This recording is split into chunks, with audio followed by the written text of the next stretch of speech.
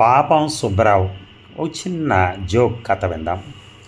పాపం సుబ్బారావు ఎప్పుడూ ఫ్రెండ్స్ జోకులకి బలైపోతూ ఉంటాడు.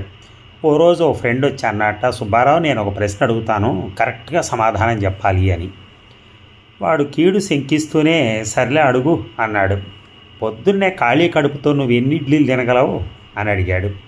ఓ ఇంతేనా అనుకుని ఒక 10 ఇడ్లీలు ఈజీగా లాగించేస్తాను అన్నాడు సుబ్బారావు గొప్పగా.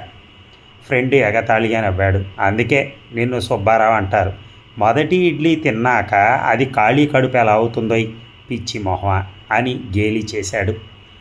సుబ్బారావు మనసులో ఏడ్చుకున్న జోకుకి ఎంజాయ్ చేశాడు. ఈ జోకుని తన భార్య మీద ప్రయోగించి ఆమెను ఆట పట్టిద్దామని ఇంటికి వెళ్ళాడు. సుబ్బారావు భార్య వంట పనిలో తల మునకలుగా ఉందన్నమాట. హుషారుగా ఫ్రెండ్ తను అడిగిన ప్రశ్న ఆమెను అడిగాడు.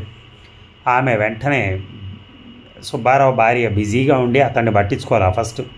ఖాళీ కడుపుతో ఎన్ని ఇడ్లీలు తినగలవంటూ సుబ్బారావు ఆమెను వేధించసాగాడు. 30 తింటాను సరేనా అని అరిచింది. పాపం సుబ్బారావు నీరు గారిపోయాడు.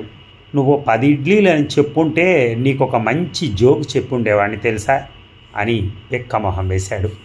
చూసారా, అర్థం చేసుకోవటంలో కూడా ఎంత డిఫరెన్స్ ఉందో. ఆయన ఏమన్నాడు,